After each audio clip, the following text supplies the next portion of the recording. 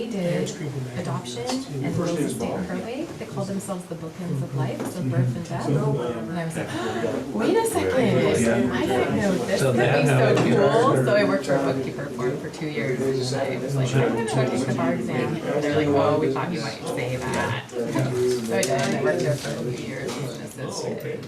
They're still like great colleagues. Yeah. See them all the time. So it's just luck. It was darn luck, you know. It couldn't have been a better fit, really. Can you hear me? Yeah. That's a good story. You've been out trail? Yeah. So what? You've been out trail? Yeah. How do you It's good feel? to have Yeah. a job Really, you're we're at passionate about. It doesn't feel so much like work. We're good. They can hear us. Chehalem Ridge. They can hear us. I haven't gone on that. Put in a new culvert. Well, and then there's really, well, your atmosphere. Yeah, you set off. Covered up. And then there's another new metro park. No, we're really all stipulated judgments. You know, I do have colleagues on the other side of this. Mule Creek. Quote unquote opposing parties. They're not opposing, everybody agrees. Yeah. So I'm not fighting. Yeah. I was just in the Multnomah County Courthouse the other day. Wow. Our taxpayer money built an amazing place. It's crazy. You know, it's like, it's got screens downstairs that are like, I'll see if we can get them on the you're side. like, over the 17th floor. That's great. I mean, it's so crazy, and it's right on the corner on the waterfront. It's super crazy impressive, but I'm really glad it was. Okay, I know we're late, sorry about that. Yeah. Technically difficulties. There are some Always tragedies, have that. just like there are in real life, but. My name is Casey Creighton, and for those of you that don't know, I'm the park supervisor for Chehalem Park and Rec, and welcome to the Trails Committee meeting. I know you guys had a lot of questions for me. Justin did his part. I guess he informed me what he was supposed to do last week, and so I'm here to talk about where the district is in the trail development, and we have kind of scattered everywhere, from the Riley property. I guess that was the initial one. We've been working with Stuart Lindquist over in Dundee on some water access, possibly. That's kind of been stalled. COVID stalled a lot of things. We didn't have a lot of staff to do a lot of things. Russ has been working up with the Riley property. None of those trails are mapped up there. They're in need of signage, and we have horses, bikes, and people up there. So it's going to take some doing. That would be one of my recommendations for you guys to do. We can't currently access the horse trails right now because it's down in the bog and it's pretty wet, and for us to take any type of equipment down there, it just destroys stuff. So we stay out of there. It's still closed on Facebook. We close it in the fall after the first rains. And those are, I don't think Russ has had a lot of trails. He's connected a few at points over there. And again, those trails aren't currently mapped.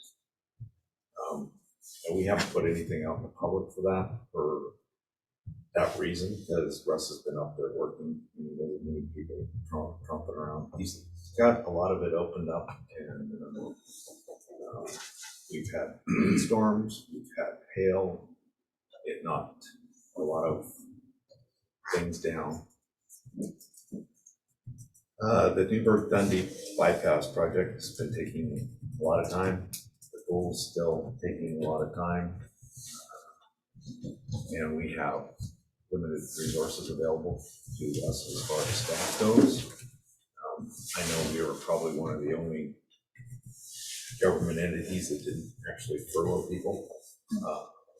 But we are a lean staff, and we rely on volunteers like yourselves and part-time staff, and that gets challenging at times, especially when you don't get a lot of volunteers to COVID and all that stuff. Normally we get, George Fox has a bunch that volunteer. ADEC's been about the one consistent volunteer group that we've had. We've had even lost our corrections crew I mean, there was supervisors sitting on mowers. That's what they did for 2 years until, they locked all the corrections people up, quarantined them, so they were relying on community service workers, and there's not a lot of those, or they're available on weekends, and that's about it. So all of this comes from Mr. McMaster here, the Heritage Trails Program, for the strategic plan that Paul Grimm's put together back in 2009. And there's a lot of opportunities on there. I know personally I have an easement behind my house for a trail that's never been looked at, and I know Springbrook has lots. It's a short trail, but it is a trail. And it's behind the houses on Oak Street. That's really the only easement I know of that's been current. We did gain some access into Ewing from Weatherly through Will Cut's property and their development. There is a paved access into Ewing from the backside at this point. As far as ongoing maintenance, we've tried to improve the paths we had. We've tried all kinds of things. Gravel, we've tried the bark that we're using now seems to work the best. It has the best surface for walking on. The gravel is really hard on people with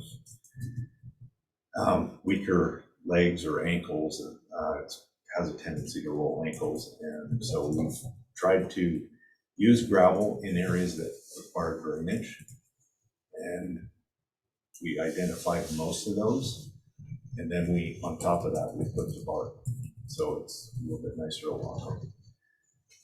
A lot of the trails go through wetland areas and have problems in the wintertime with accessibility and just getting torn up. I think Ewing's done a really good job this winter. Yep.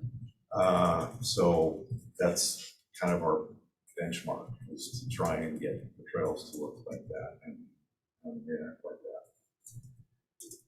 So with that being said, we have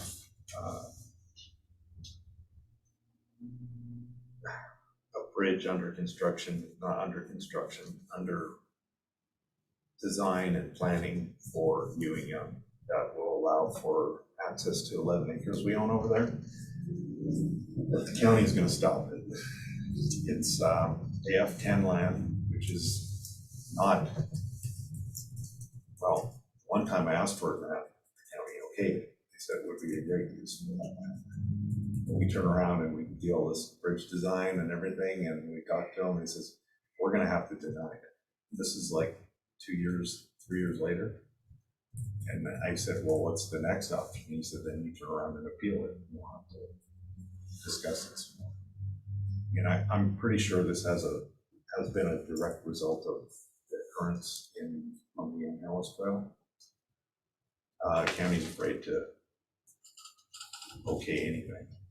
It is deemed agricultural land. It is surrounded by housing, right, Jim?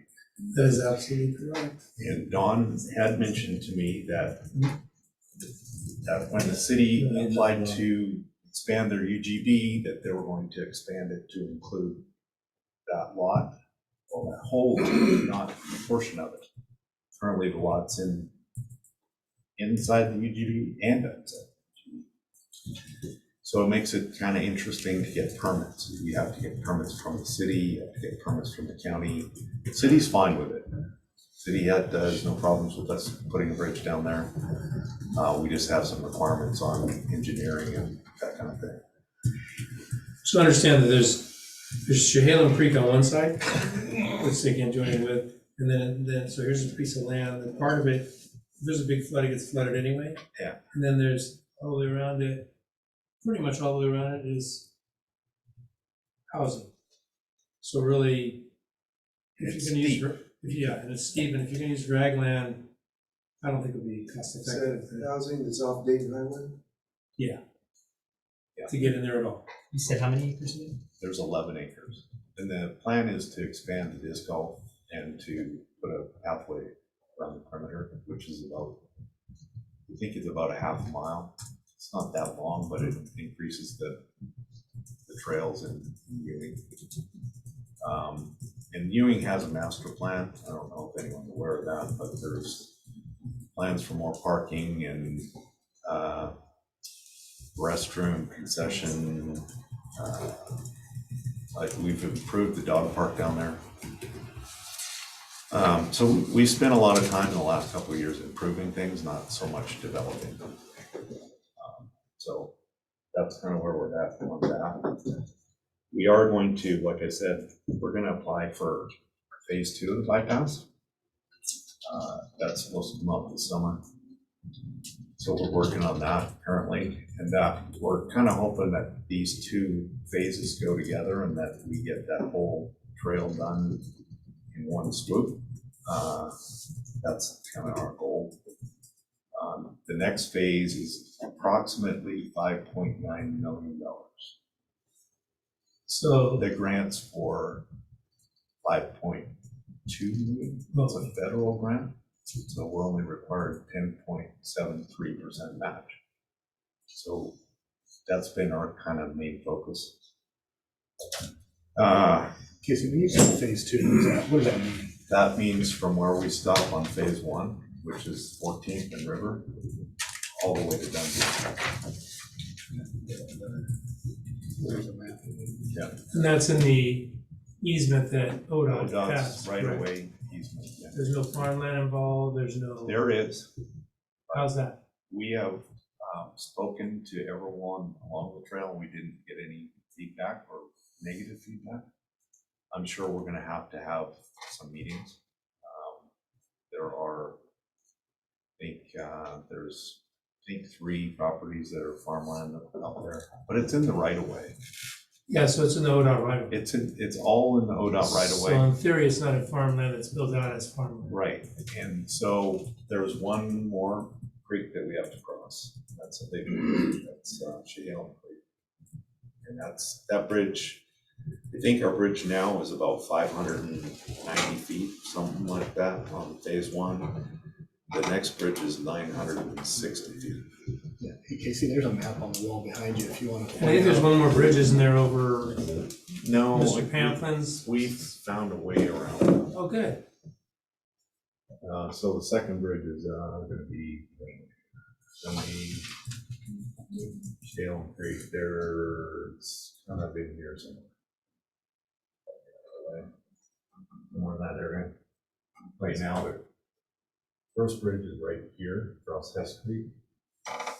That's about, like I said, 600 feet or so. So the plan is to go from Industrial Avenue, Paint Sharrows, and then ODOT's currently got a maintenance road down here, so we're working with them on access through there. It's not paved as right now, but it's a fairly substantial road. They have a backer truck they need to get down to the bottom. We have to engage with the airport, make sure we're doing things right there on FAA and the flight requirements. And we're going to be below the bypass, so it shouldn't be a problem. And then over here, we on the other side, we kind of do a winding path up the hill to get to where ODOT has constructed the 12-foot pathway all along 11th to River and partial River Street. And we have a railroad crossing on River and where the old mill is that we have to engage. It's expensive because we got to put an arm down there and pedestrian passageway. And we possibly will have to purchase or have donated some land from the developers because it requires a 24-foot. It's 12 feet for the signal arm, and then it's another 12 feet for the path. So we'll be in that property a little bit.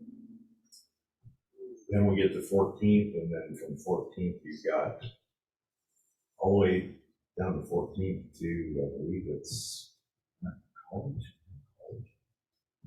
College pops in there. and then Weatherly Way, and then you go all the way down to Weatherly Way to the end, and then you pop back on ODOT right away. and then you just follow that all the way up across Chehalem Creek, all the way up Oakouts right away.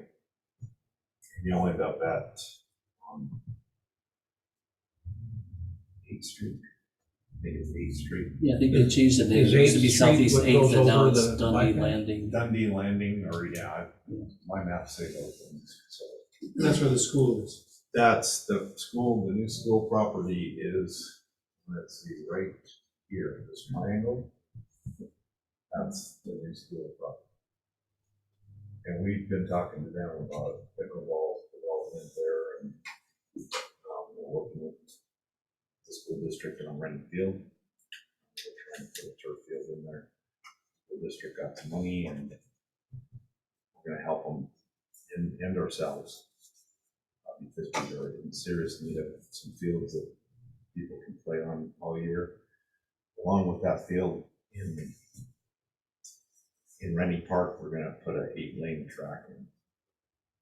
So, and people currently use the existing track to walk, and they walk around the block, and they go to Ewing, and there's plenty of places to walk. And I think it'll kind of help that area down there.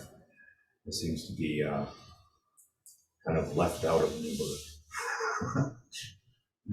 So now Ewing Young Park will tie into the bypass trail, is that correct? Yes, Ewing Young, Friend Park, eventually all these parks will get tied in. So there's opportunities there. Probably not going to be ADA compliant, but the stuff that the bypass trail is all ADA compliant. Was kind of Don and Jim worked with ODOT during the development phase to make sure that, and they did some preliminary grading for us. They did us a lot of favors. Right. So the major earthwork is basically already done. You just have to gravel it, pave it. You know, there's going to be some windy areas that you need to access up hills and downhills, but for the most part, it's pretty impressive. So Casey, going from the end of phase 1 and heading to the west, if you just had money, it's easy, right? Yeah. If you just had money, do you have everything in place to be able to design and build everything from the end of phase 1 all the way over to the terminus at Dundee at 99? It's not all designed yet. No. If you had money, could you design and build that whole stretch? Or are you needing any land easements for any of the segments? We don't. I mean, it's all on ODOT right away. So you could build the whole thing? Yeah. Okay. Yeah. And then of the key connections that you mentioned to some of these other parks, Our land abuts them. so all of those connections to those parks could be built?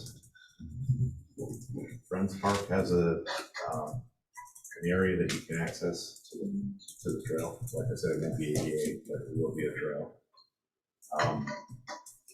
There was potential you could do that, but it would be on someone else's property. So that's a And technically, I guess you could carve a hillside and make it ADA, but you need a bridge or probably, yeah. A lot of my friends along Hess Creek, you probably need a wetlands type structure to get across the Definitely. floodplain, because it does get wet down there. But it's all doable. And, you know, we received some more land at Friends Park. I don't know if Jen was aware of that, but that whole south side of Yeah, park, the canyon? all the way down to the creek, I guess. The canyon? Yeah, the canyon. Yeah, that was part of our deal, switching land. Yeah. So we got that. We got the land from Wilcutt's over behind Ewing, which makes it possible for us to connect those. We did also get a trail built at the back of Crater Field, and that was Wilcutt's. I mean, they wanted access around that loop up there, so they built this trail. Short, but They built an entrance. they from built the an neighborhood. entrance. Yeah, which is fine. They did all the work. It makes sense, yeah. Makes sense for them. It's your islands. So there's opportunities out there, and the reason we kind of do things spot, you know, the opportunities kind of come up all of a sudden, and then you just kind of go with it. And so for me to tell you what's ready to go, it's really hard, other than the fact that I would like to develop Riley property some more. I would like to try to sign some of the trails a little bit better. We always get questions, and you know, we have some signage up down in Newburgh, and everyone's pretty comfortable with that right now. Of course, you know, we've got requests for doggy litter things and stuff, and as a responsible pet owner, I say that's your problem, that's not for public lands, and we do have issues with that happening. I have considered them in some parks that are not, you know, they're not developed parks, but it's back of Fred Meyer, that's one of them. Mike has the same problem on the golf course. I mean, there's house owners that their dogs are all over the golf course. So another one that's probably could use some more trails on it is Shot Park. There's a bunch of open property up there that's not. The blackberries to the left of it. We maintain as much as we can. And, you know, like I said, during the last 2 years, it's been kind of tough. But Brian's worked on that trail. We're setting to fix the asphalt going up the hill. It's all windy, and we've got to come up with a different way to get up the hill, or fix it right. That was part of the grant process, that's Yeah, why, I know. otherwise I wouldn't have put it there. I know, and it's fine. And we have some opportunities there because we've been working with Brian Bellows, who is the owner of the big house with the property around it. He's offered to donate some property down below, which is 5 acres. kind of wetlands, and for pickleball courts. And we might get some pushback from neighbors. Don and I met with them. We had a meeting with them. Yeah. Because we live on that street, so Yeah. he met with us and. Yeah, and Don and I were local there. Oh, So there's potential there, and he's, you know, one of the things is if we help him get inside the UGB, he'll, you know, be receptive to that idea. He also wants to allow us to build a trail up to the existing upper level of the park. So there's some more potential there. That park has a master plan too, I believe. There's supposed to be a 200-person shelter on the clock. That was the plan, but That was a plan. we deal with Rock Creek Road and Yeah. county and. No water and, Yeah, very expensive. yeah. proposition. That's top of the shot we're talking I about? like it. Top shot. And there is a little pond up there that Brian said we could have and, you know, build trails around it. It's very discreet pond because it's covered in blackberries and trees and brush. It's well known by some Little kids. kids, yes, they love fishing up there. And it is on a map, so you can find it. So those are the potential opportunities that we have. I think in the next few years, we probably have to do a master plan for Riley property. One of the drawbacks from that property is lack of water. The well's a gallon and a half a minute. It has always been kind of an issue. I know they've got a rain tank up there and a water storage tank, but if you irrigate anything around the house, it pretty much limits out everything. So we've had people interested in developing riding stables and agricultural type crates, barns and things like that, but I just can't see building something on farmland that's not gonna help the farmers out. I mean, if Steve does a good job up there farming, he does dryland wheat farming, alfalfa, wheat. He currently farms about 80 acres out of 346. So there's lots of acres that are unused, and part of our thing up there was to be able to go up there and build maintenance roads so we can get around to do the things we want to do. There's lots of opportunity to build smaller walking trails off the main trails. There were some wet areas. I almost got stuck up there last weekend because somebody called. Russ did a bunch of burning up there and left the pile alone. And Friday afternoon, I got a call. There's a fire down here on the Riley property. That was the description. Okay, this is a mile and a half from one side to the other, and you can't always see where fires are burning. So took me a while, but I did find perfectly safe. When was, so the Heritage Trails plan was done in '09, right? Yep. And that's basically the Trails Master Plan for the Park District. Yeah, and since then, I think we've acquired the 219 property. This is another property we're working on, and it's on the river. And when was the Park System Master Plan last updated? We're working on that right now. And we're trying to go to the county and have the county adopt it as a master plan. Otherwise, we're going to have problems with all our land use, including the campground, which is on 80% land. One of the exceptions to all those rules is that if you have a park system master plan adopted by the county is aware of all the things that are in that document, they're going to have to allow use. They might fight it, but if they've formally adopted it in like a session where the camp commissioners have adopted it, and it pretty much gives us the ability to plan for, it's not like we're going to develop the whole property in the campground. That's, I think, 30 acres on the top. The rest of it's going to be native and primitive campsites, trails along the river, trails around the perimeter of the facility. But it's 93 acres. And ODOT uses it for maintenance on the bridge on 219.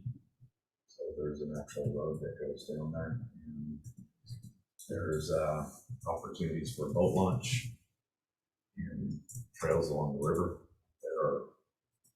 It is kind of in a floodplain. Have you ever seen that flood, Jim? But That property on 219, the Hash Road? yes. All of it? No. I was down there this spring and there was a foot of water on the road, like where you Yeah, turn it's off. like when you get down to the bottom. Because that's an overflow from, Right, but Yes, Creek. it goes away pretty quick. it was gone within a week. Yeah, it's not drastic. So I've seen pictures of it though. Floods of 96, I believe. Yeah, and it 96 was, was covered. the whole bottom part was covered except for a couple Except of for those part of humps. that oak grove that we planted. Yeah. So there might be some times in the winter that area might be closed off. It's not probably good boating down there in the winter time. The river's pretty high. But that's another opportunity we're working on. And ODOT did a lot of mitigation down there for the bypass. So they planted, $1.5 million. Well, they did $1.5 million worth of work. They created a wetlands. They planted all kinds of trees, and then Pete's high school kids and a bunch of people have been down there planting things since then. Brian and his crew planted all the wetlands again. It seems to be doing well now. Doing better, yeah. Yeah, the first planting didn't very much take to, but we have not irrigated it since we got left the property, and everything seems to be doing just great. And that was one of my things. Brian said to me, well, you're going to need to water all this stuff. I said, Brian, if you start watering it now after 3 years of ODOT watering it, you're just making it worse, because they're not going to look for, you're not going to find the strong plants. You're not going to find the plants that are looking for water. And I think for the most part, that was a good a good thing. We did lose some, but No, I was actually down there today and it looks good. yeah, how are the, I don't know what's coming up right now? All the flowers, lupins I didn't on the notice. south field. There's a No. ton of them down there. So the plans are, and we've contacted most of the neighbors down there. I've had a discussion with the farmers on the other side and the Filberts, and I think they're okay with everything. As long as we keep a buffer there. Yeah, as long as it's fenced out for them and Yeah.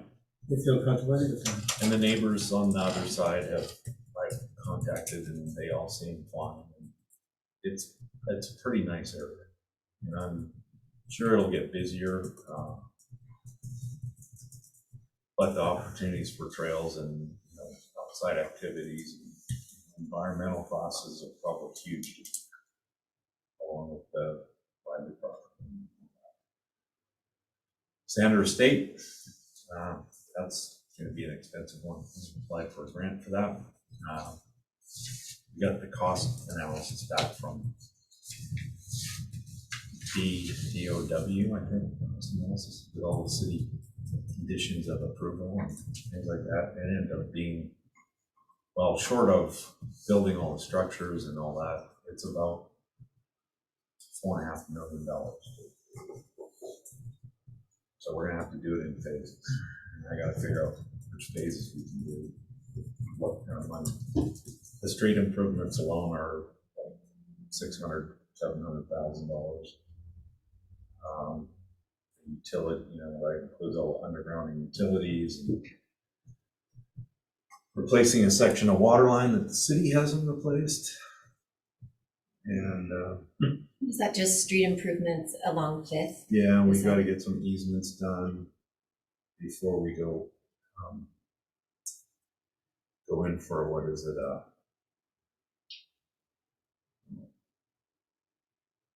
I forget what permit it is. It's a land use one or something. We have to show and prove that we're doing what they ask, and that's easements and utilities and a lot of things. So from what I'm hearing, it sounds like there's a number of things that are being juggled right now and currently There are. working on grants and working on developing. Mm-hmm. So as far as this group is concerned, it sounds like we shouldn't spend a lot of effort on Planning. future trail planning. But perhaps a big thing that I'm hearing is that there aren't enough volunteers. There's things to be done and not It's enough people to do it. signage. We could use some new work, help with signage. Well, the number one thing is funding. I mean, it could all get built tomorrow if we had funding. Well, yeah. So the historically trails have always polled the highest whenever we've done a poll of the community. Mm-hmm. And But every trail we try and do something with, the county stuff. the county does. Within the city limits? Well, no, none of the trails are in the city limits. They're all in the county. Except for the ones, in the Neighborhood. This one. This one has, you wouldn't believe this, there is county, on River Street, there is county, city, ODOT rail. There's a bunch of different entities in that one area. And I'm pretty sure that's why they didn't build that road and the road process. Is the whole Newburgh Dundee bypass trail within the Park District boundaries though? Yes. Yes. Everything that he's talking about is in the Park District itself. And Jim's talked to Paige Knudsen. I don't know if they've gone up there yet.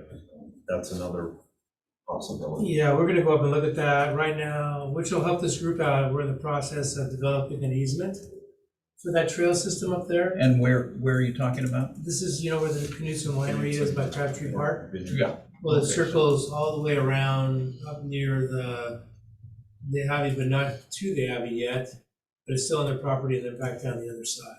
So you would have a loop trail Crabtree. potentially, maybe not in phase 1 or 2 or 3, how they're gonna do it, but potentially, but right now, they're really interested in doing a trail there.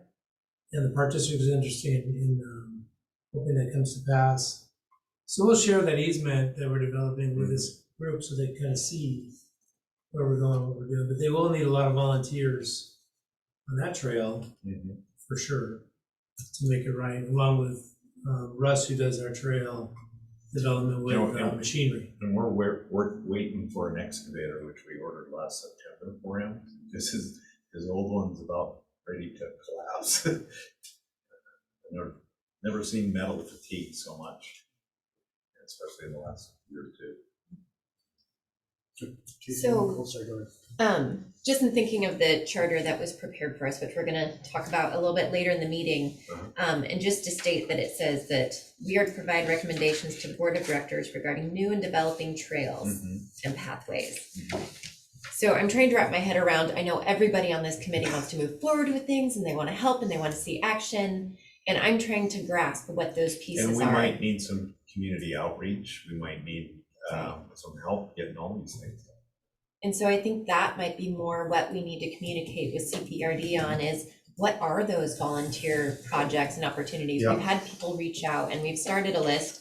It's not exhaustive, it's not long, but it's a start. So that might be something to talk about at our next meeting is drill down more into what is the community engagement. I will probably have more of a list going by then. You know, we don't do a lot of trail work in the wintertime other than cleaning trees and branches and debris off of things. Is there stuff on your website about volunteer opportunities? Don't know that I there don't is. think so, but I can certainly ask Kat to put some up there. That's about news. So if there's any more questions for Casey, we do have other things on our agenda. I want to make sure, I have to go back and do some of the housekeeping since I have just one. Yes. The Lindquist property that we've been working on for years. Yeah. I heard that was moving forward with the son. Actually, we had a discussion with Stu and his developer. They would like to, they've asked for, well, they gave us an opportunity for a piece of land down there that we could use for a kayak launch. Did they include any of that old forest? Any of that forest? No. That's Edward's side. Oh, is that the other one? Edward's- Lindquist is on the other side? Yeah, yep. Lindquist is on the riverside. Yeah. So down at the bottom of the hill, there's Is it to the right or the left when you So get? if you're driving Right. down towards the river, Yeah. Edwards on the left, Lindquist on the right. Okay, Yeah. okay. So the So old there- paddle launch was on the Edwards side. Yes. so he owns property that turns into kind of a triangle at the end. And there it's, the city of Dundee has a well down there, some other things, so they must have an easement down there. Because the road is actually on Edward's property. So we'll have to talk to the city and see if we can use that, and or Edwards. But we are building a trail off of, what's that road that goes? That road. It's out further, it's out. The Full one on the courts? Lindquist property down by the river. Yeah. Where it's been, I haven't heard of that name of it. It's Not full courts. the Full- one yeah, that full has- courts. You're right, thank you. So there's a big hairpin, or not a hairpin, a 90-degree turn, and Lindquist has some property that goes down a ravine kind of thing, or a drainway. And we've been kind of farting around down there, we got it surveyed and everything, and we went down there the first year, and we made a mistake and got off the survey line, and I had to call the property owner and apologize. There is access to the river from there. There's an old skidder road that goes along, and I haven't really gone too far along that, but those are things that we're talking to Mr. Lindquist about. He's getting ready because the school's gonna go, he's probably gonna pull a trigger on the housing or development in that area. It would be great to get water access back. I know that's been a continual Well, conversation. we have, possibility of at least 3 places that we could do that, That's great. so. Justin had a question. Probably just fidgeting. I have a question or a comment. I think it's been brought up before, but I would love a field trip. Yep. The two-dimensional, I don't think two-dimensionally, so. Well, you have to pretty much drive along the bypass, you can, But to all the sites you've been talking about, I think that it'd be good for them to be informed of the location and what it looks like and where they're at. Maybe some people have been to all of them, but. we can certainly grab the bus and get a 26 passenger bus and go do a road trip, for sure. Yeah, especially as the days get longer. Okay, so You that is just something need- I will put that we need to schedule is a field trip. That's something, put it in, that's something the committee requests, and that Cat films it, Yeah, or whoever, that'd be great. and films some of the trail and the whole works, and That might be good as an outreach for Yep. our master plan for the Yep. county. You know, we're tentatively set up for it. I think we have a meeting on that. Say the 15th. Friday. With the Yamhill County group, and there's a bunch of people on the tour to give a presentation on the bypass. I mean, while we're out there taking pictures and videos to also share through social media, just to get the community engaged and knowing about our trails. Yeah. As I said, you may have been at the planning meeting, that I've done that a little bit, just personally, but I think that's something we can do. I more. see your posts on Facebook. I don't watch Facebook a lot, but I appreciate what you do. Thank you. Any other questions for Casey? So the Newburgh Dundee bypass project needs funding. Yeah. You're planning on writing a grant this summer for most of that. We're working on it. We have a grant for phase 1. Phase 1, we're good. Phase 2, we're working on the 5 point whatever money, right? 5.9. You still need to make up the last little bit of that to get it across the finish line. Isn't part of the grant? We have money from system development charges. So that's the intention, system development charge, so we don't need to worry about bond or any Yeah. other grants or anything. When was that? 6 years ago, the board voted to adopt increased rate for system development charges and tie it to the construction cost index in Seattle. So every year it goes up. They were presented with 3 options, a low option, a mid option, and a high option. They chose the low one. So it would be a waste of our time to recommend Yep. the Newburgh Dundee project as a recommended trail because it's already in motion. It's already kind of in motion. And it would be a waste of time for us to recommend the Knudsen property because it's already kind of in motion. It is. And what other trails would be a waste of time? I mean, it's a waste of time for us to, recommend anything in outside of the district at this point. So the bypass connection isn't a done deal. They've applied for a grant. Grants If they are don't not. get the grant. We're back to square one. Yeah. Okay. Then we're going to need $5 million or more. Okay. And the sooner we get this done, the less it's going to The cost. rest of the cost. Yeah, I'm just still trying to. I mean, we're into this many months now since this group formed. September, right? We're half a year into this. Yep. I'm still trying to wrap my head around what is it that we can recommend. I mean, I'm hearing. We already had a lot of things in the books, and that's kind of what we're going on. Like I said, there's opportunities for trails everywhere. Is there a way that we can get, we talked about this in our planning group, it's hard to prioritize or to look at all the options if we don't know what all the options are. And so one of the things our planning group wanted to do was create a list of all the trail options that either our group had or were already existing. That's my bad, because I didn't have time in the last 2 weeks to do that.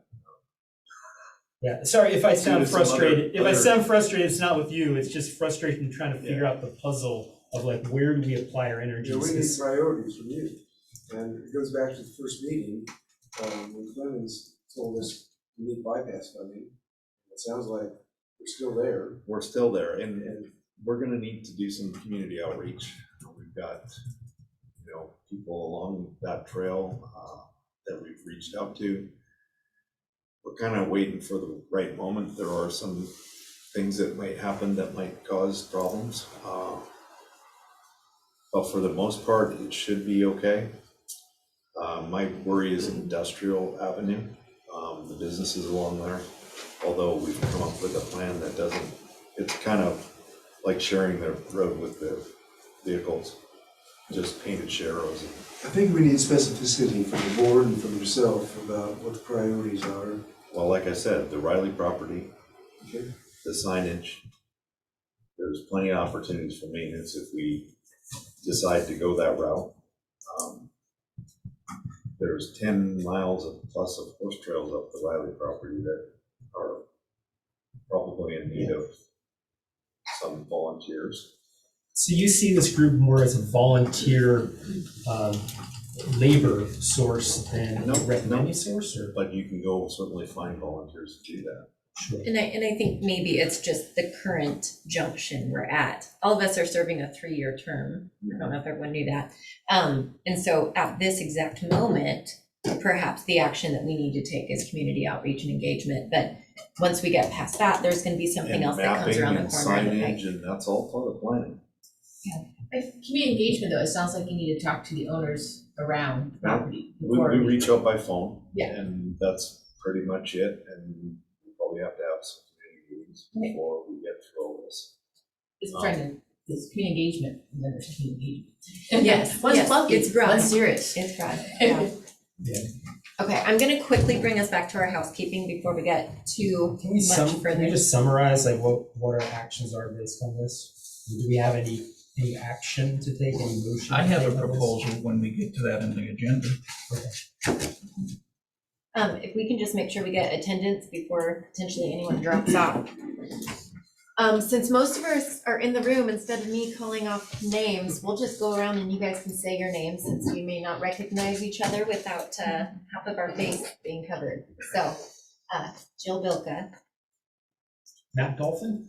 Cindy Riggs, Jim McMaster, Michelle Coleman.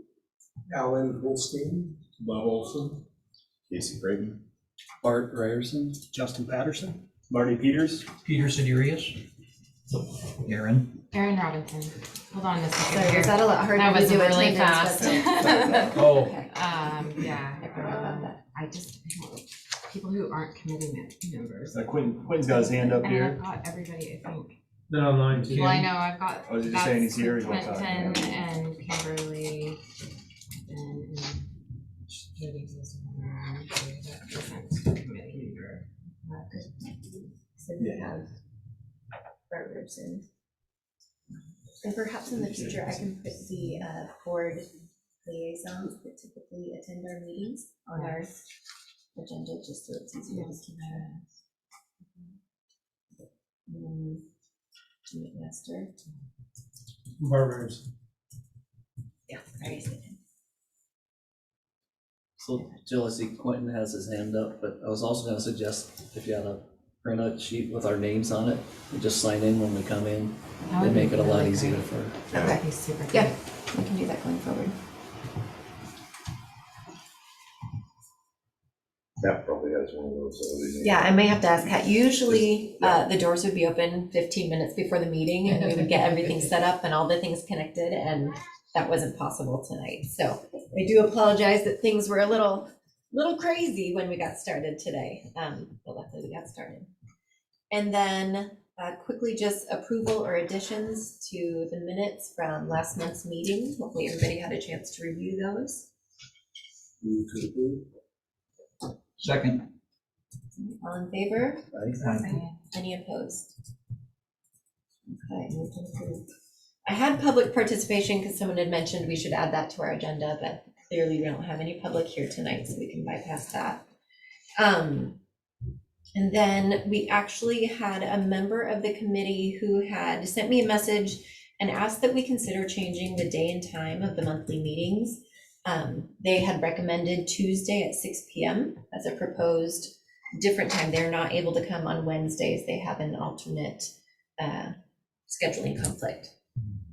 So that would be something that I wanted to have discussion around, or we can have a vote whether we want to change from the current time and schedule whether Tuesday works better for people or not.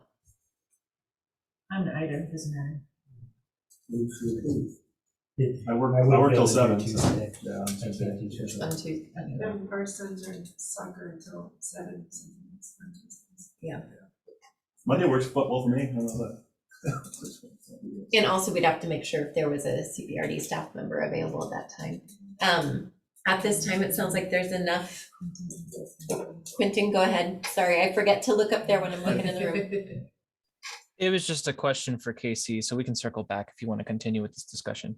Okay. So it's sounding like there's enough conflict on Tuesdays that I don't think we probably even need to vote based on that. If we want to have further discussion and propose a different day and time, maybe we can look at a way of doing that through email and have, you know, a scheduling app that we can go through and figure out if a different time is better. But this proposal, I don't think will work based on just the people in the room that have spoken up. I would recommend that individual maybe just watch our videos and get, if they want to get some input. I mean, it's not ideal, but we've got the majority here. Sure. So, throwing it up in the air again, it's maybe problematic. At least wanted to entertain it since they did bring it up, but with that, we'll move forward. And why don't you go ahead, Quentin, and follow up with your question for Casey before we go on to the planning committee report. Yeah, it was just really quick. Casey, you mentioned several master plans and sounds like a comprehensive district-wide master plan. Do you have a rough estimate for the timeline on those? Are we talking a few months, a year? It's when opportunities present themselves or money's available.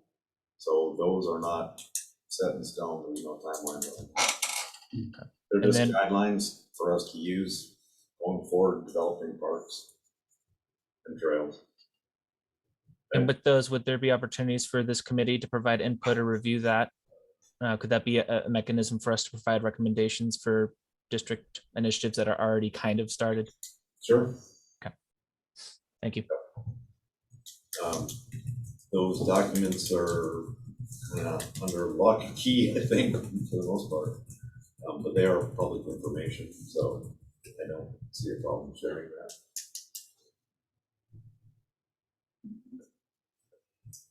All right, and if there are any other additional questions for Casey, we'll move on to the planning meeting report. All right, well, our planning group met on April 6th. And we,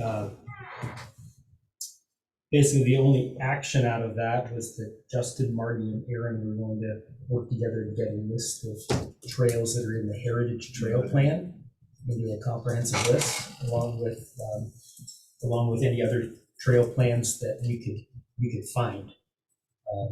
So it kind of goes to my comment that we can get a list of trails that lets us know what we can recommend and where we can apply our efforts.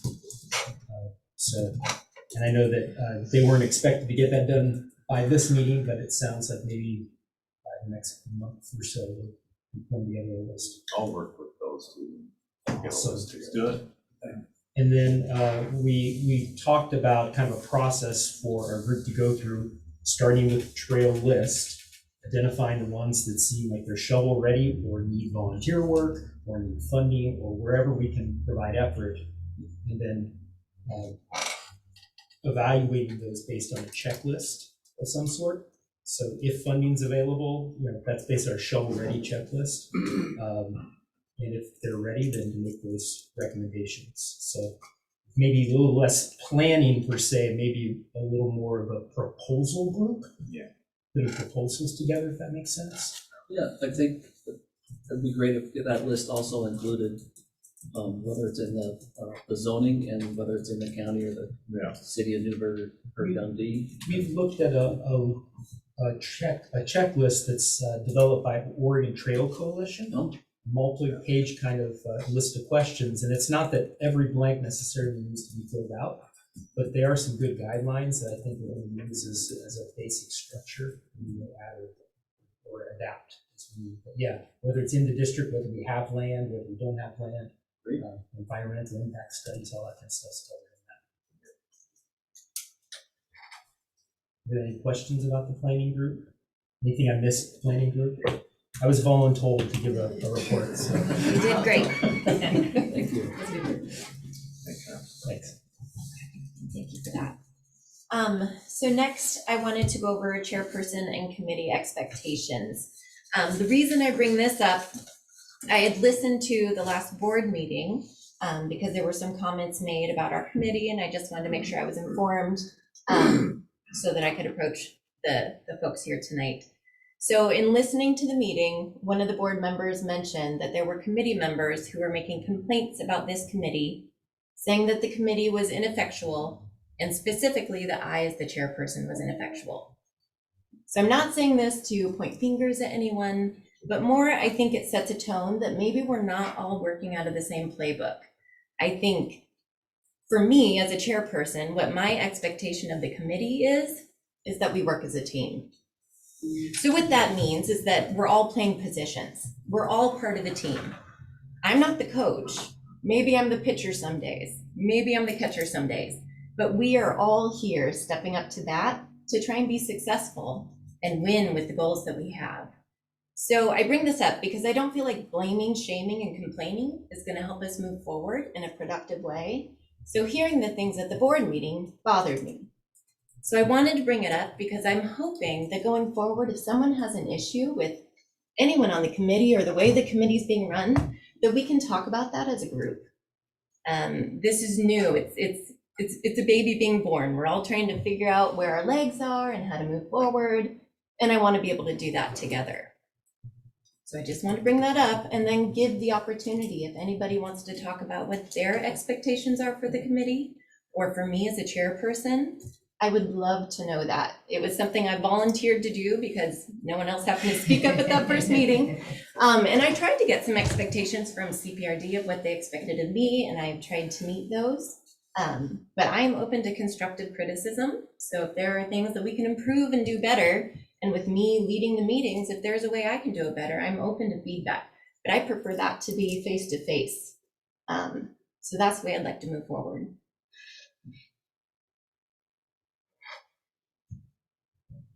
If there's any discussion. I know that's a hard thing to approach, but it had to be said.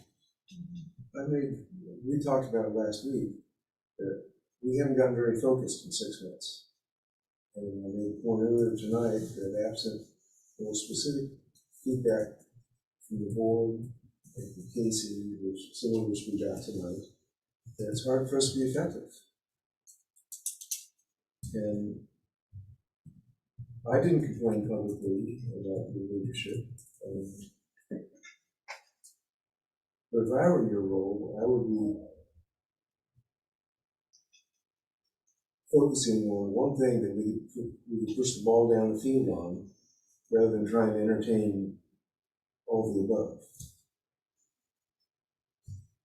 Absolutely. And honestly, I think moving into our next discussion around the charter, I think that's a really helpful thing for us to have. I think a lot of the trouble around this was, I don't know if we fully understood what our mission and our purpose was. We still don't.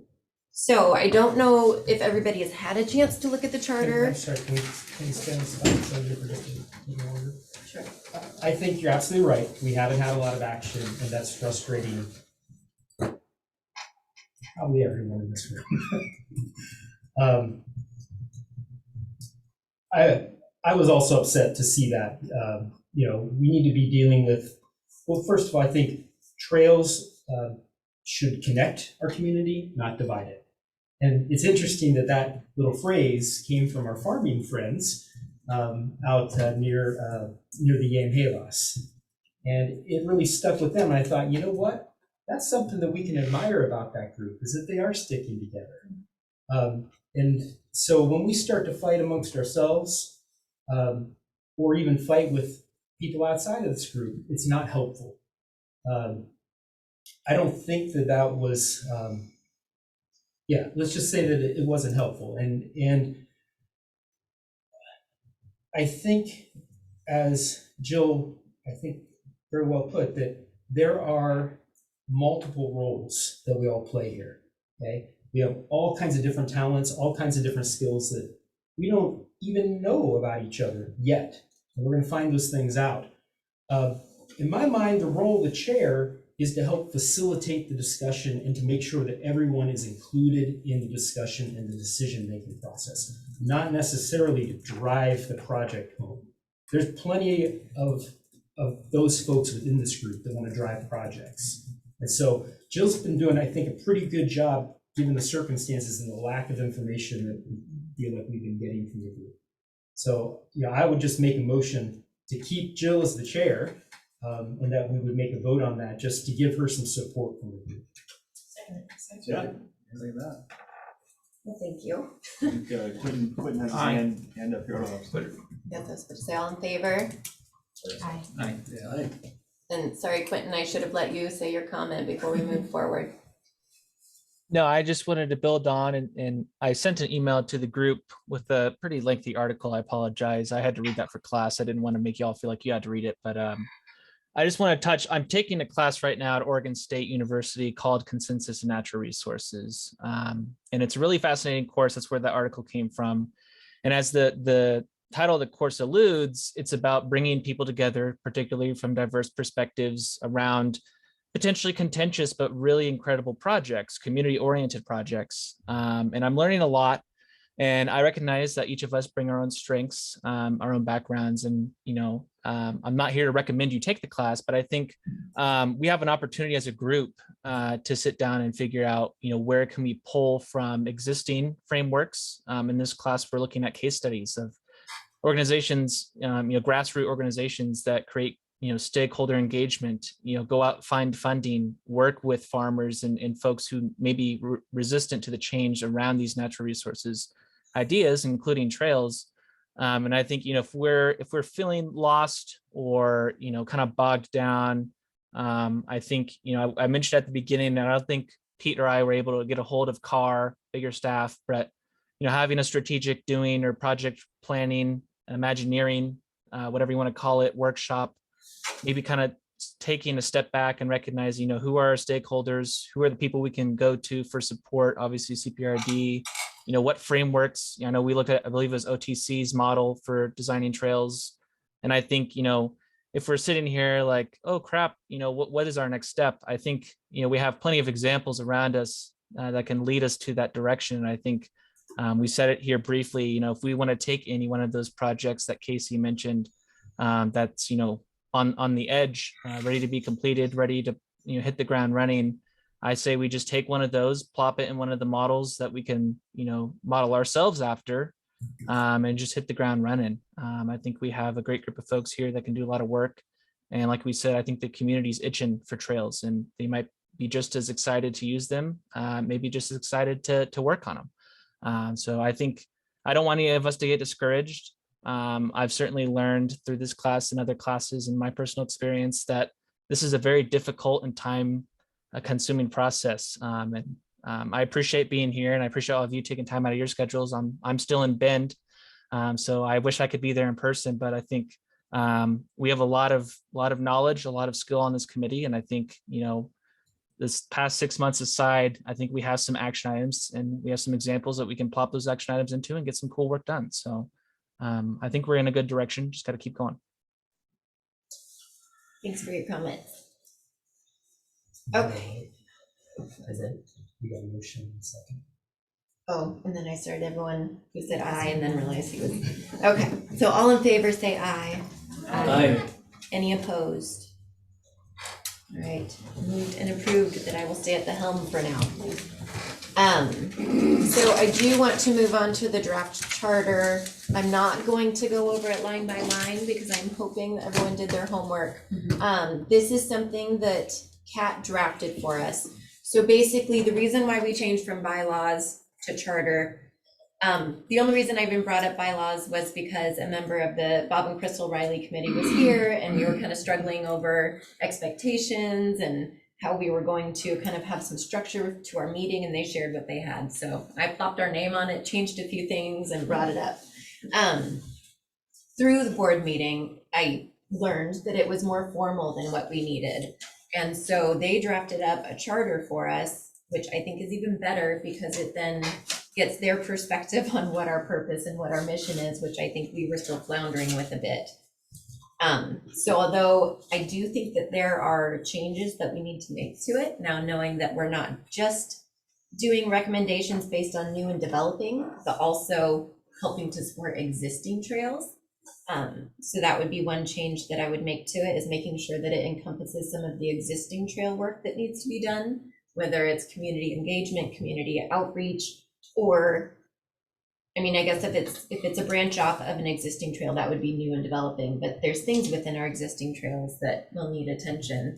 And we talked about that at our planning meeting, which I didn't bring up tonight, but one thing was just trail amenities, making sure that the existing restroom facilities and the existing amenities at our trail and park sites, if we have recommendations on those, if we want to see changes with those, that should be something our committee is talking about as well. It's not just the dirt, pavement, bark chips, the actual trail surfaces and pathways, but it's also the things that are encompassed in those areas. So I want us to think a little more broadly, not so broad that we're looking at entire park systems, but just a little more broadly that we get beyond just the actual cutting of the trails and developing those out. Were there any other changes that people would like to see, or questions that we want to ask of CPRD based on this draft? It's pretty broadly worded. We can do a lot, there's a lot of freedom and scope within it, so yes, I like that. Okay. And I'm seeing down in the responsibilities, there's focus areas that include but are not limited to, and it includes the maintenance and all other stuff. Okay. Move to approve. Second. Okay, all in favor of approving with the minor change of possibly adding existing trails into the purpose?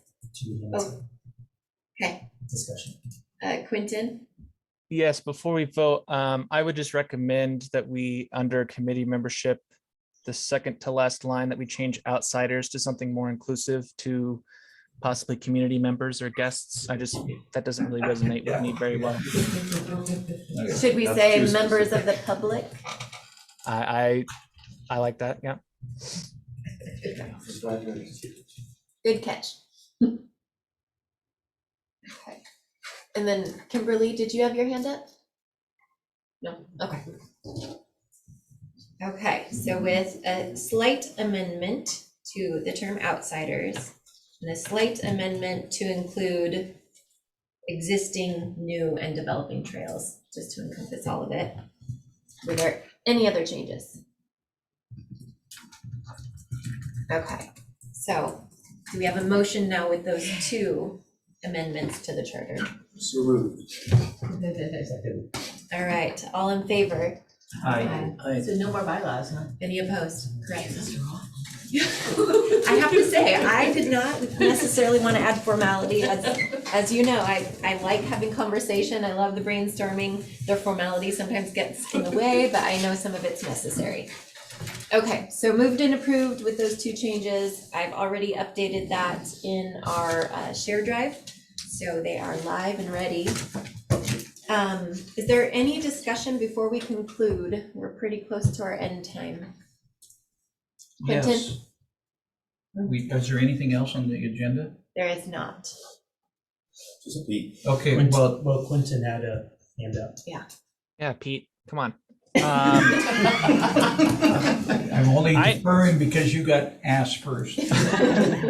I just wanted to give a quick report, since I am technically the chairperson for the non-existent funding committee. Pete, you've been voluntold to join me on this committee. And I don't know if it was Marty or Matt that also volunteered to help if needed. Yeah. I did put in some work. I started a spreadsheet that is in our shared folder with funding opportunities. I pulled from an existing spreadsheet I had. I mentioned that last time. And I've updated it. So it includes the application website, the focus area, contact information, the minimum maximum funding, application deadlines and such. I will continue to update that, and as my group assembles like the Avengers, we will continue to fill it out together. So I just wanted to say that. Thank you, Quentin. And I do want to add, whether it's helpful or not, I did set up a funding resources kind of index in there. in the other committees, in those folders, I had actually set up like an index, so it'll link to various things within our shared drive and websites, just to make kind of a general index sheet that people can find things. So if you want me to set something up like that in there, I can. I just knew there wasn't a whole lot in there yet. And I'm happy to help where I can. I just have to be mindful of how many evening meetings I have, so. Okay, Pete. Well, I've been gone. I had, my mother died, then an uncle died, and so I've just been along a long process here. And looking at the minutes and everything, and then when I got back, having some discussions and things, I was hoping you guys would have decided some things.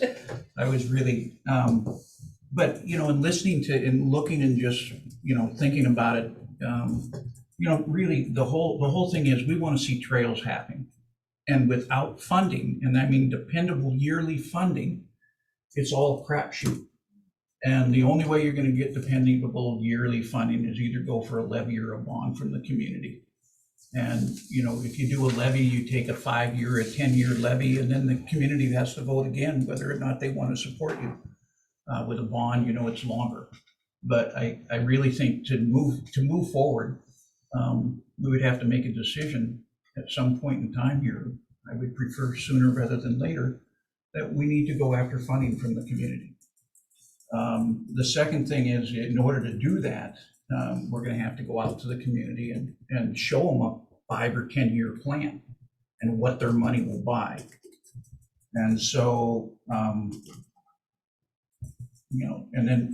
then what we have in the works right now, which is what kind of Casey went over tonight. And then as part of that funding though too, because we all have projects that we would like to see, and everybody in the community has that project that neighborhood thing we'll talk about. I'm going to label it that, is that a portion of that funding is set aside to do some neighborhood projects. And we have some kind of scoring guide, people from the community or us, or we represent someone from the community and say, well, here's a number of, and then you take, maybe it becomes, maybe we don't get to it that year, but people know that there's continual funding and we'll get to their project. Does that make sense? And then the last part of it is some of the funding is going towards volunteers, getting those signage, really having nice entrances to the trails so people know they're there. On our website that we have very good we mapping. have money for some barcode things, Pete. Huh? We have money for some things, we just don't have money for everything. Well, we have, but if at the rate we're going, we're talking decades and decades here. Yeah. And so the only way to It's been speed that up, and in my lifetime, I'm going to continue to live here. I'd like to have some of these things done so that I'm all for future generations and things, but I don't care about Marty's kids. But no, and then the last, that in order to show the community, we need, you guys were talking about what are those trails that we have existing. Bart, you need to go out and walk every existing trail with that little mapping thing of yours. So we have a GPS and it tells you slope and it tells you, change in elevation and all those things. And that we have those trails where people can go experience them. And what Quentin did with, you guys did with driving around the golf cart, and filming, or with drones and filming, that if we're gonna really sell it, we need to have a product to show people. But otherwise, we're just kicking the can down the road for, it could be, like I said, decades without the funding. I'm sorry. Joe? It goes back to the meeting we had last week. It's all about the first meeting, and Clemens laid it out for us. And with all respect, Pete, you came to the second meeting and said, no, he's not right. We want you to bring your ideas. And that. I don't, yeah. And fair enough, but it goes back to the first meeting. It's about raising bond money. Yeah, and I agree with both of you. Funding, for sure, is a sticking point. We have some political obstacles that maybe it's a wait it out. Who knows? Maybe it's a figure it out. The only way we can volunteer. Right. we don't know how much of a bond to necessarily propose Well- until we see that list of trails, right? Well, it's a bypass trail. It's the bypass And trail, but we've got those- all these other community trails. We're talking about neighborhood projects, we're talking about volunteer support, Okay. you know, That's getting plus 10%. getting CPRD a volunteer support person so that they can actually manage their own volunteer base, and not have to rely on someone who's doing it part-time 2 hours out of the week or out of the month. You know, these are all ideas, but I think, yeah, a thought I've been having is, you know, we have most of our committee at this little subcommittee, the planning group, right? I've seen a lot of familiar faces. We've got nobody except for people who've been voluntold or strong-armed by Quentin into being in the funding group, even though that's the most important thing, you know, that we've just been talking about. We've got engagement, we've got people who want to do that. I'm wondering if we rethink that structure that I proposed, because perhaps now that we're a little bit out of the woods with COVID, we can actually discuss all these things together and then delegate out one by one into things. I'm just throwing that as an idea, if someone needs to discuss that. No, I mean, I do worry, I mean, depending on how many people continuously actually come and participate, I don't want to separate us out so much that it's almost making it more troublesome for people to volunteer for the subgroups, because then it's so many meetings that we're attending and dividing ourselves. So perhaps we look at that again and decide, because if we're not really planning new trails, perhaps we look at the planning committee differently. And one thing I wanted to jump off of what Pete said as far as signage, perhaps that's something that we could help with as far as planning and you know, do you have plans for where you want signs and what you want on them and where they should be? And Nope. so that could be something that as we're going and walking the trails, we all have been on so many other trails. We might have some things that we like that we've seen other places.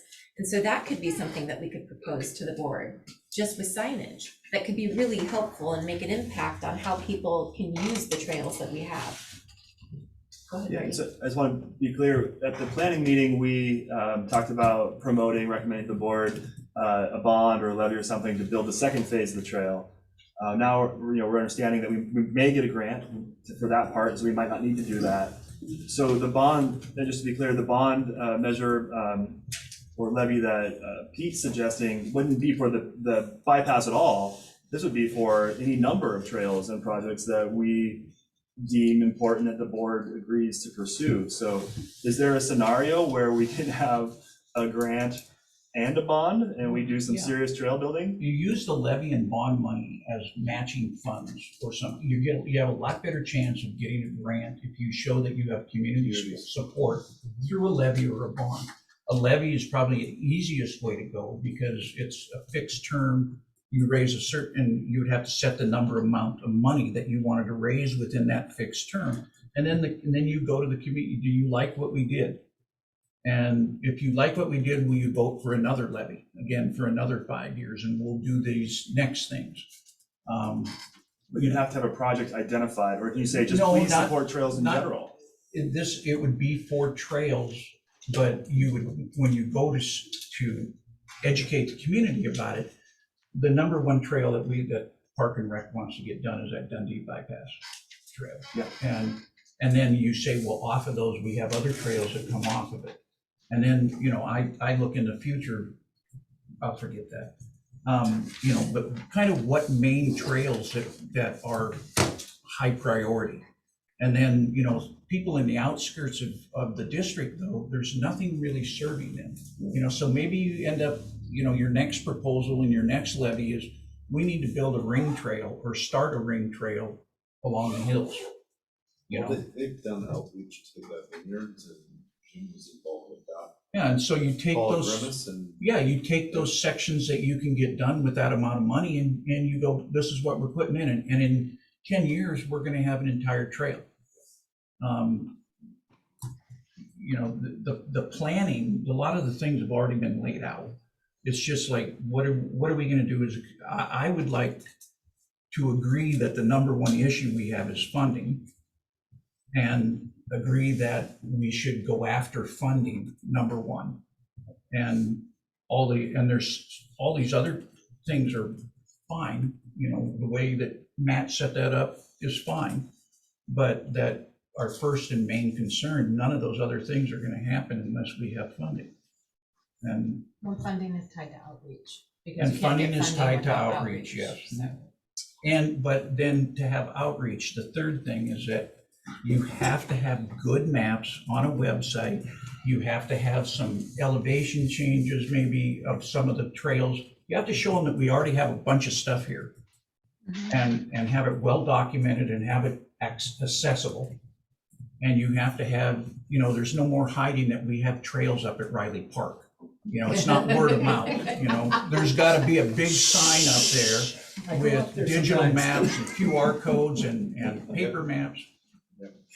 You know, it has to be, okay, we unveil that, you know, we have great trail, you know, still people don't know about Ewing Young unless they're, you know, or even the golf course, even though they get a lot of use.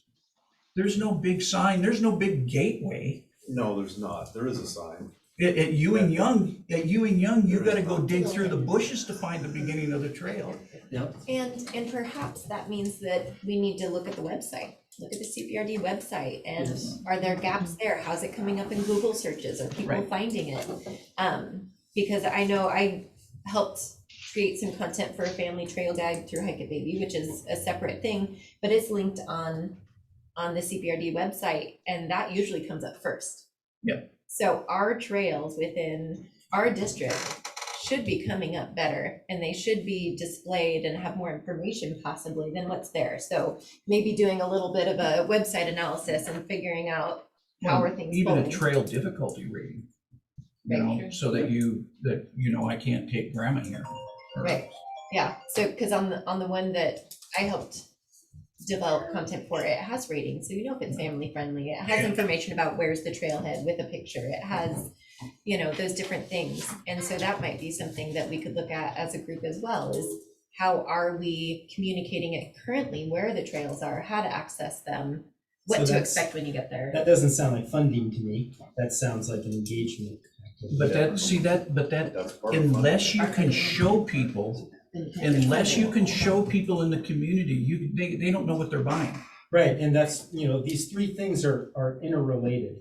And so Yeah. that's why, you know, initially my proposal was like, look, all three groups need to move forward as quickly as possible with their own area, so we can come together and discuss those things, rather than, well, the planning group's where everything gets decided, and we'll just wait till the planning group, you know, these engagement things could be moved on now. The funding, those funding sources additional grants could be identified now. And it's important for us as a group to know what are the requirements, what are the things that, the boxes that are supposed to be checked for those grants or the other things, what are the things that we need to prepare and help support to make that funding request more successful. And those would be answering those questions in that planning or proposal worksheet, because those are, it's basically just a matter of copying and pasting them then over the grant in a lot of cases. Did you have something? We get bogged down in the minutia, in the details. And what we need, I really feel, is agreement on, number one is funding. And then how do we get that funding? We get it by educating the public with really great information about the trails. Can we all agree on that? I would like to propose that the purpose of this committee be those three things at the beginning here, that we move forward on those three things. And are we all in agreement that we need either a levy or a bond to actually make this a reality? So if we agree on that we're going to look for permanent or some kind of dependable yearly funding so that we can move ahead each year, then, you know, that's going to come from a levy or a bond. And then all the alternate sources of granting and or whatever, or in-kind donations or anything like that, are all part of that. That we definitely need to sell it to the community, educators, educate the community. And the only way to do that is to have some kind of, you know, we have already a plan for which it could be a decade plan right now if we don't have funding. Yeah. So we could go out with something pretty much the planning people could go, okay, these are our priorities here at the beginning, working with Casey and say, so that's what we're gonna sell the community on.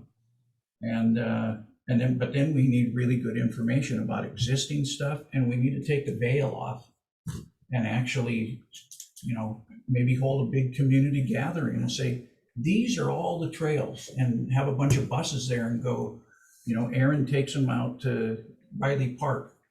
Actually, you need more than one person, but, or you take them to Ewing Young, or you do, a real community outreach and get people excited about it. The pool people did this.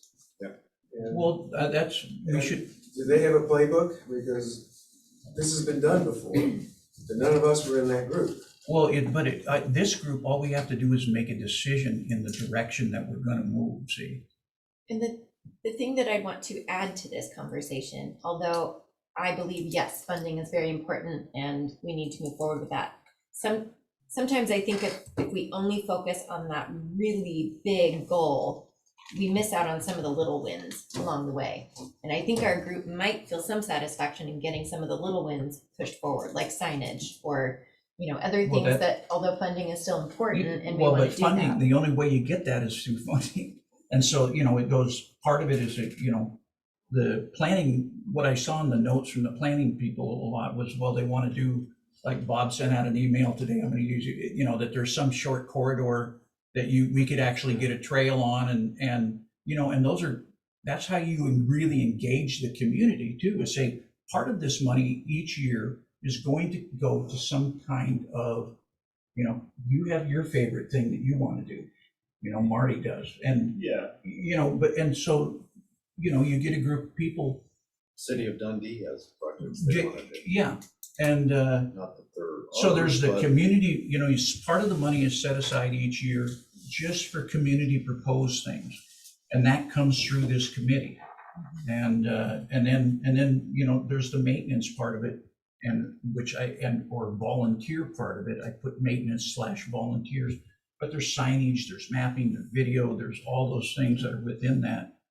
And then you can move forward. And piggybacking on the field trip idea or doing tours, I will say I've had a number of people reach out to me asking if there's a group that they can join that does organized walks because they're not comfortable going out on their own or they haven't been on the trail before. And so that could be something that we talk about and think about as well. Is there something that our group or CPRD could do to make the trails more welcoming and make it safe in groups to go together and do these walks for people that are interested in that sort of a platform? Boy, that'd be a great idea. We've got a half a dozen trails, and if there was an organized event where they come out and meet with us, and we're gonna maybe pick a time and. This is fair. All this stuff is great. Oh, I can't see the hand when the map's up there. Nobody cares, Quentin. Sorry, I just barely see the fingers up behind the map.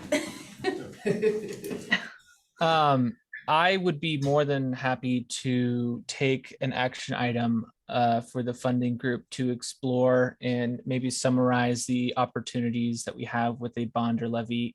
I can also compile a list of signage and engagement grants and funding avenues that exist. Pete and I have experience of doing just that with our Chehalem Valley Watershed Project. Some of you have mentioned the signage that you've seen on the Getman Trail. And then also we can look at capacity building grants. So anything like a bond or, district-wide initiatives, 10-year initiatives that revolve around trails, you might be able to get a grant to fund positions to support that, paid positions as opposed to exclusively volunteers, folks that could support putting on events regularly, folks that could support working with firms to design master plans and actually design whatever we need and work with the permitting and whatnot, knowing that the capacity of the Park and Rec District. So I'd be happy to do that in the funding group. And I would also recommend maybe we talked about engagement. Maybe that's something the engagement group could do, is just get a list of what potential events or, signage or whatever outreach opportunities, website updates, maybe just a really overview list that we could use as potential projects moving forward. Those are all, we're getting killed. Sorry, I'm gonna say it, Quinn. We're getting killed by the details. We just have to agree on a framework here. And then we can move forward with all these details. We can take each one of them separately. And, the next meeting, can we agree? Can we actually make a decision? And I'm gonna say, okay, I propose that we, for a motion, that this becomes our focus. What I've described here. What is this? And do you have it all down here? Well, it says that the number one issue is funding. A dependable yearly funding levy or bond is really the only way. The number two goal in getting the funding would be outreach to get the funding. And that as also that's wrapped into needing good maps and having them well documented. It's all going back to getting the funding. Right. That's a good summation. I think we're maybe talking about the same thing, but in slightly different language. So when you say maps and information about trails, to me, that's kind of trail proposals and details about our existing trails. That's what we're working on. Which is what the planning group's focusing on. Yeah. Good funding. We've got Quentin, who's the sole funding guy, who's trying to find some grants and is just volunteered to look at bonds and levies.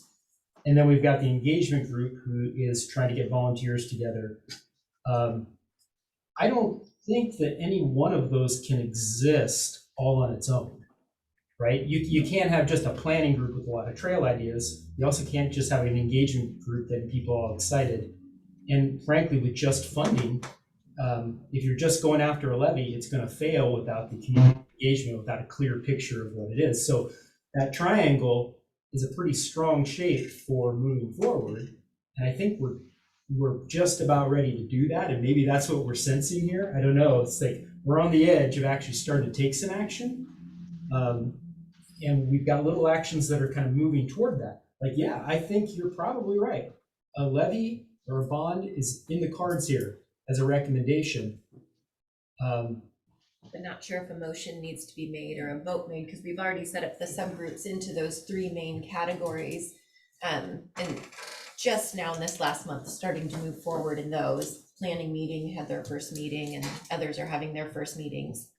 So I guess I'm not sure if we need to have a motion or a vote on that if we've already established those three groups to move forward. Can we have agreement that just a reality check that we just need to make decisions and that we definitely are going to have to go for a levy or bond? I agree. Yeah, Okay. I think we're going to be moving toward a bond or a levy. I don't think No, it's not. We're going to be moving. It's like make a decision. We are going to go after a levy or a bond. I think it's too soon to make that determination without knowing what does the community want? Because we're just a couple of people in a room. We are. What and is we it, can make decisions. and what are they going to get for their money, like you said? So it's like, yes, we need funding, but we also need a clear plan that we're going to say this is what that funding's going to We have a clear plan in the get you. case of the bypass, Yeah. and there's no shortage of local ideas that have come forward as part of that. And again, it goes back to the first meeting. Yeah, it's about money and coming up with a source of funding. And again, to Pete and to the board people, what was the playbook for the pool people? How did they do it? I just was saying, Pete, I think you have a good idea. We had made a lot of progress in the planning committee meeting. I would think maybe you'd want to have a first meeting of the budget group and kind of finalize and discuss your proposal and then bring that to us if we wanted to do it. I think it's, my only slight reservation is that I think there needs to be a secondary focus on some of the neighborhood projects and things that we want to keep an eye on and keep engaged with. And I thought the discussion on our planning committee was very good. We made a lot of progress. We shared some of Ellen's frustration about taking so long to get there, but that's no one person's fault. It's just the way it was kind of set up. And I think maybe even the management team probably preferred that we take a long time to get on the same page and get some background and understanding what's going on. But we're at a point now where we need to get into some of these specific things, and I think we can act on more than one track.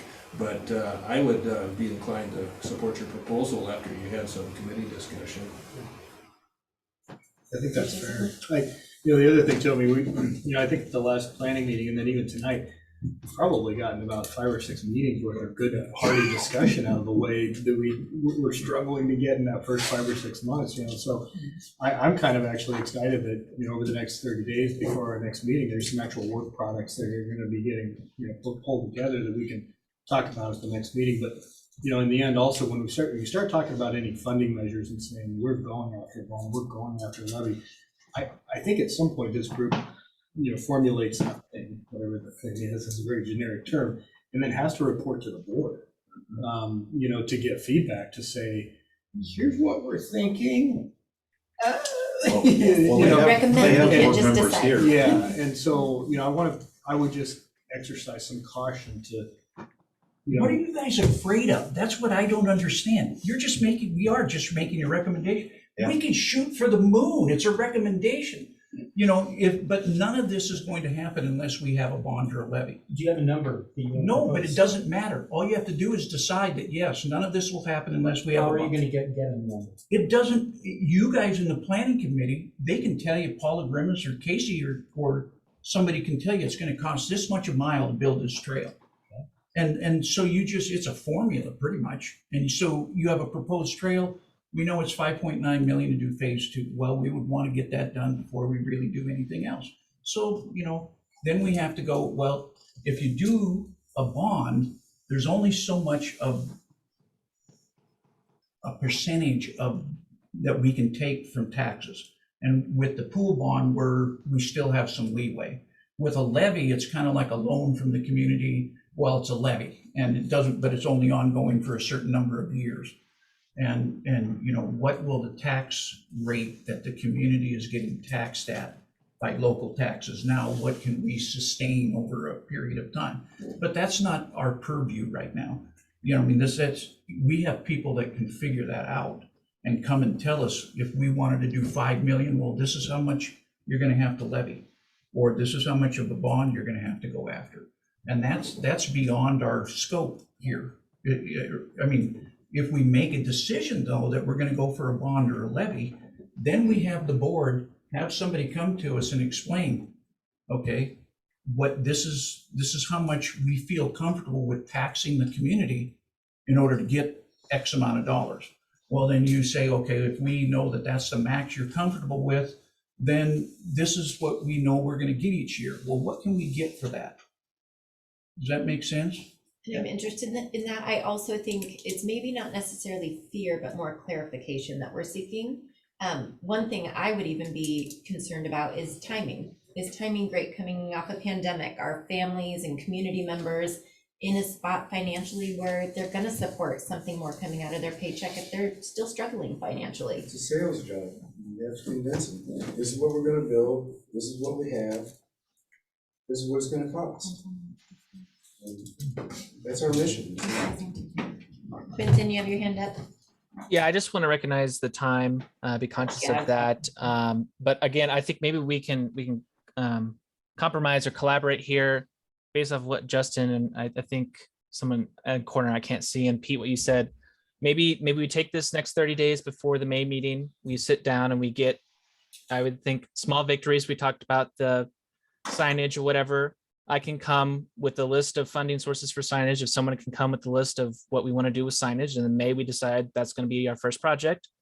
And concurrently, I'll come with an overview and options for levies and bonds and what that means for us and what grant opportunities we can use to supplement that. And then we can determine at our next meeting, maybe if we have a list of projects, we can put a mileage into the equation, and we can determine maybe a range that we can recommend to the board, and the board can take it from there and decide what the people can handle or what they're willing to do and what's in their comfort zone as far as the Park and Rec district, because it's their bond that's going to be anyways. And maybe that just giving us the next 30 days, sit down, get some work done.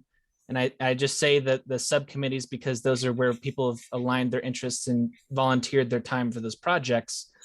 Pete, you and I can sit down, we can talk about the bond and levies and get that ironed out for May. And I think we come to May ready to get some work done.